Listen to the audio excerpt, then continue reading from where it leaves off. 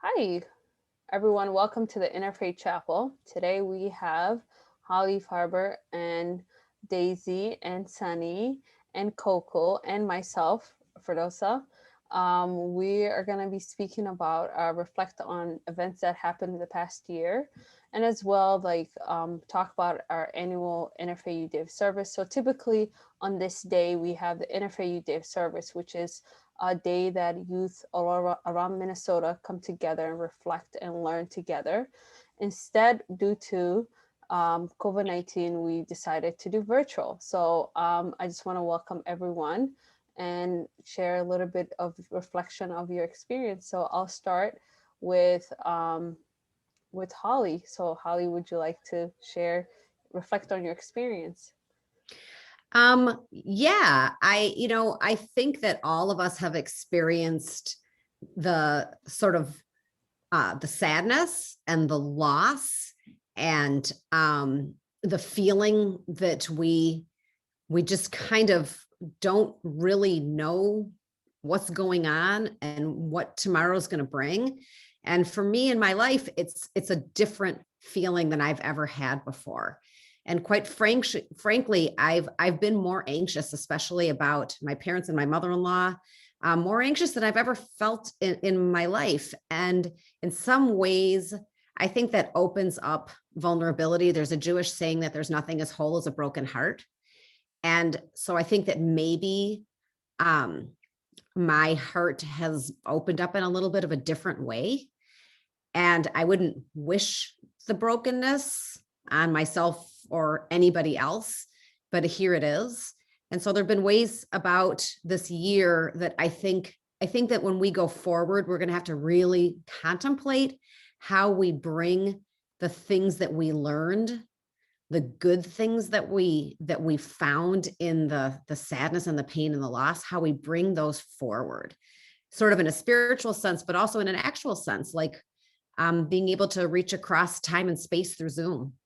So I'd like to sort of ask that exact same question. I'll call on one of our youth leaders. I'm going to call on Coco to just sort of reflect on that question. Yeah, so like my experience like as a young person and like being like an interfaith leader, so I guess like my life has been so different than I guess what could be considered normal, especially because our parents were very committed to like exposing us to different cultures, different people, different religions. And so we've always just have like grown up because as you can probably tell, Daisy and Sunny are both my sisters. And so we've always just grown up with this openness. There's no you're an other, like you are different. It's always just been like we're in this together. So like this year has really been like just sticking to our belief that we're like all in this together, and not only that but like spreading that message and kind of being like, guys, we're all affected by this pandemic. Like we're all affected by like just uncertainty and like politics and like even the next year and everything. And so it's really just like kind of just honing in on our belief that like no one's different in a bad way, no one's different in a scary way. And even though we're all unique, we're like all the same. So I feel like that like experience of just like my family, my life, and this year has really just honed in on that belief. And Coco, can I ask you to ask Daisy or Sunny to go next? Oh yeah, Daisy, you can go next. All right, thank you, Coco. Yeah, I'm probably going to emulate what she said, which is the idea that, yeah, we are an unconventional family. We've done things in a very unconventional way. We do online school anyway before COVID. And with that time that we've had, not being in that brick and mortar setting, we spent 5 years in the earlier part of our childhood going to different religious groups. And every year we go to a different one. And so that we've collected a lot of friends. And through Zoom and connecting virtually throughout the pandemic, we've been able to keep in touch with them and be able to hear their worries and their struggles, and communicate and commiserate with that. But like Coco said, throughout all of it, what we've seen is that while our world is so divided, and while our world is struggling right now, everybody's going through it, and we really are all the same. And so that is partially why I think Coco, Sunny, and I are part of Interfaith, is because it is such a powerful, that word is so powerful in being that, what, we are all more similar in being human than we are different in whatever religion we are part of. And we have spent a lot of COVID trying to just remember that and connect with people. Thank you. So Sunny. Yeah, so I feel as my role as an interfaith leader, being a part of IYC, it's kind of like my duty to help people understand like this fear that is going around, and just kind of help understand and unravel it and why it's there, and how we can stop kind of being a part of that process of these misconceptions that are going around. So one of my, using my experience with all these religions, with being in such a multicultural family, I usually bring a lot of friends of mine and peers and family members into kind of this religious like circle of understanding, where we kind of help others understand more about the other religions by bringing them to different events and religious ceremonies. So I bring different friends to like an Ethiopian Orthodox religious event of Easter, and we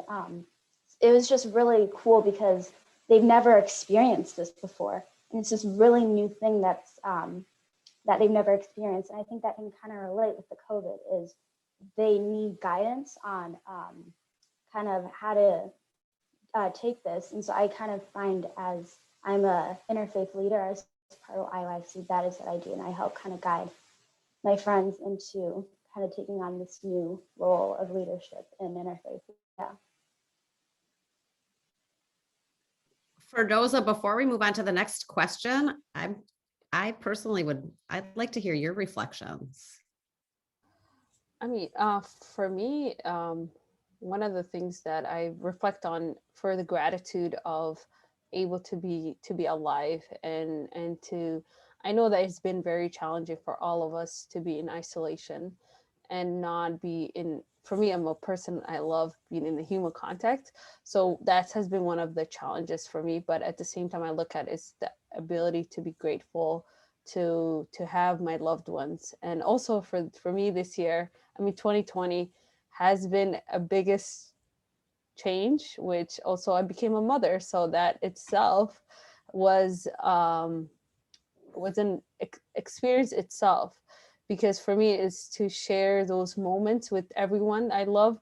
I wasn't able to do that. So it was a bit of sad in a way, that something great and something wonderful that's happening in my life that I'm not able to share with everyone. And that has been one of the challenges for me this year. But I also look at it as, for me, is one of the things is that we as a collectively, we are coming together and learning from one another in a way that's unique, because I think now we have more, we're spending more time at home and being in virtuals, that I think it gave us another ways to be in together's life and be in presence with one another. And I think that's one of the things that I reflect on for me for 2020. Yeah. Well, it's actually interesting because on this call, we have kind of the spectrum of childhood. So we have Fardosa, who had her first child. We have me, who's empty nesting for the first time, and actually had my 3 children who were very involved in interfaith youth all throughout their middle and high school years. They all came back and stayed in our home for 5 months at the beginning of COVID for school and work. And then we have Daisy, Coco, and Sunny, who are in different years in high school. So we really do have a really broad perspective of like one, sense of the human experience of family and life, the rhythm of life. So the next question is, kind of reflecting on the events of the past year. How have you experienced events and how have they impacted you? And what have you learned? Do you have advice to share or action steps to share? So why don't we maybe just go in reverse order? Sunny, we'll have you go first. And you know what, Sunny, you can call on either one of your sisters after you're done. Your decision. Yeah, sure. So like the events in the recent past year, I'd say I noticed a lot of kind of like misconceptions being spread around about different people. I could say it might be like different fake news sources and stuff, and people not really understanding it. And it can be really hard to kind of cross that bridge out of like kind of your own different comfort zone, and with so much fear spreading around. So for me, it hasn't really impacted my personal experience, but it just really brought a new awareness to what other people are feeling. So that's what, those are the experiences of the past that have affected my perspective on other people's perspectives, basically. If But before you stop, I'm gonna just make sure that if you have a bit of advice, I personally would love to hear it. I think I'm speaking for everybody at Augsburg when I say, if you have some sort of a nugget of advice, please be happy to share that. One advice that I might have would be getting, one of the things that IYC does is a lot of interfaith discussions and dialogues. And so kind of having that like understanding of others and kind of getting out of your own kind of like echo chamber of thoughts and ideas is something. So just kind of talking with other people that are really different from you. I believe once we kind of have that validation and understanding of others, that's where we can kind of like let the real work begin, since we're all kind of have this mutual understanding. That's when we can really solve like big world issues, I'd say, you know. I knew it was a good question to follow up with you on. Thank you for that beautiful answer. Did you call on Coco or Daisy? I don't remember. Yeah, Daisy. Okay, thanks. Yeah. So, yeah, again, I feel like I emulate Coco and Sunny a lot, but I agree with them where, I think, again, coming from the perspective of like interfaith and cross-cultural dialogue and connection, and Coco and Sunny and I, we run our own nonprofit to connect girls through reading books from Afghanistan to India to Togo to America, and so we do a lot of global work, and so during the pandemic it has been very interesting. Luckily our organization and our book clubs have been able to thrive because they're all virtual. But I think one thing that I've noticed is that among kind of the false information that has been circulating,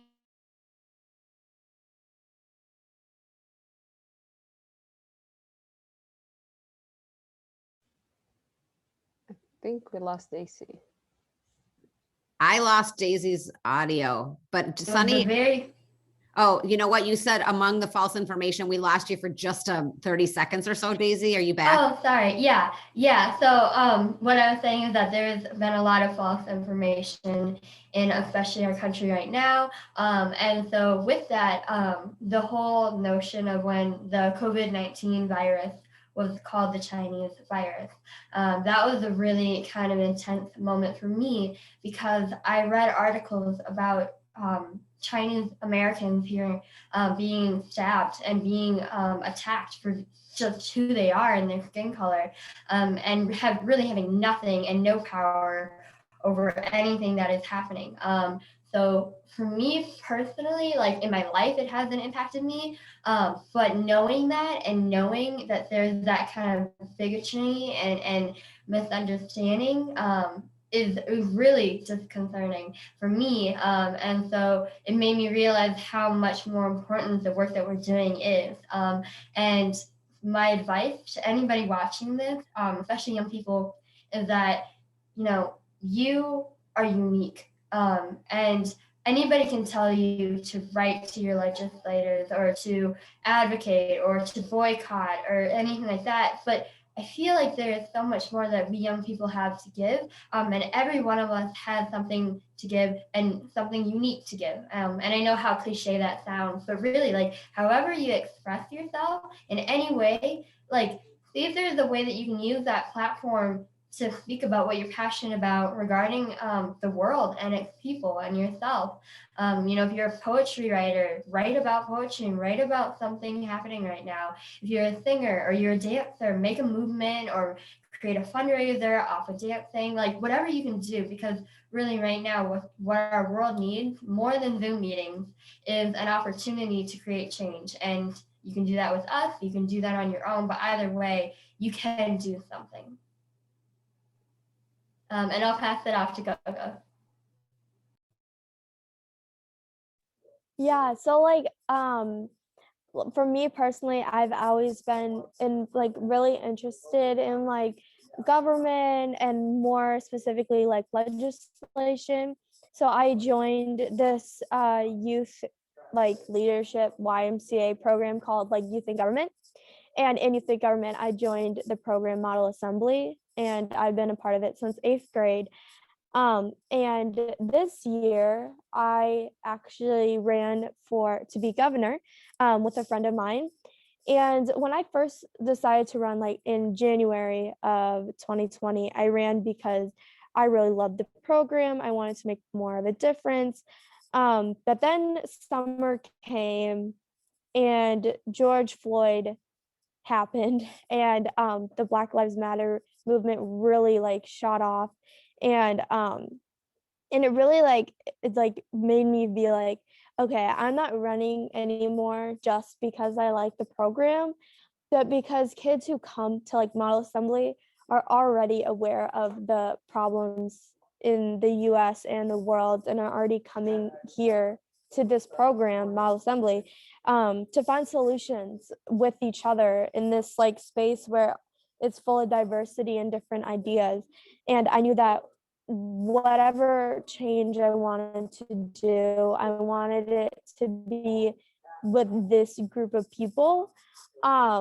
Unfortunately, I lost, but I was not discouraged because my ideas did touch so many people. And I was like, I can take this to the real level. It doesn't have to be mock anymore. So I actually did write both Tina Smith and Amy Klobuchar this idea that came out of watching this George Floyd movement happen and the Black Lives movement happen. And it was about just a way that we could help police brutality lessen, but not in a way that was harming either the police or the community, but in a way to like heal both of them. And I was like, these are the ideas that I know so many youth have. So like if I was gonna do like what have you learned and what advice do you have, is that like young people have so much power, more power than I think we realize. And we have new ideas and we have new creative ones because we haven't lived like a full life. Like we're still learning. We don't know what our boundaries are, and they haven't really been set yet. So it's like my advice would just be to like do it, like, just like, call up Congress or something, because or do whatever is in your lane. Like I would find your lane and I would just go for it. Like, even if it flops, even if you don't win the election, even if whatever doesn't happen, like this, you still did something. Like the ripple still went out, whether you know it or not. So that would be my advice. That's awesome. And I appreciate the fact that, not every time that you get up to bat, do you hit a home run. In fact, in a Major League Baseball game, you're a top player if you hit one out of every 3 opportunities that you have. So you have to, when you're getting up to bat and you're doing your best, and however it goes, own the fact that you were there. You miss 100% of the shots you don't take, and take your shots and keep them coming, because it's just a great, you'll learn when it doesn't go your way, you'll learn when it does. And I'm so inspired by all 3 of you, or 4 of you. Fardosa, we of course we were concerned, oh, maybe we'll only have 10 minutes worth of material. 20 minutes flew by. We have literally 1 minute, and I'm gonna ask my colleague and good friend Fardosa to give us our message on the way out. Yes, I really appreciate it. And I love listening to all of you guys. And every time that we get together, I'm always learning something new. And I really appreciate your insights because you guys are the future. And that's why this program thrived, because of your work and your input and your persistence of like making sure that you show up every day and you put the work into it. So I want to say thank you for doing this. And unfortunately this year we're not doing this in person, which I love, because every year seeing all the youth that coming together and just all these faces, and be like a day that you actually have you don't have school, but you want to show up and you want to get up 8 a.m. be there. And I think that says a lot about our youth, and that says a lot about the future, the youth, and and what the social this is a lot about the youth and what they want to make a difference in this world. And for that, I just want to thank Holly for being with me for all these years and doing this with me, because I don't think I could have done without you and your mentorship on this. So this program takes a village to raise this program, and it is a village. You know, having Interfaith Action, having Augsburg, having JCRC, like having all of us coming together and make sure that this happened. I think without that community and that village, I don't think this program would thrive. And I just want to say thank you for being part of this program. So That's perfect. I'm going to stop.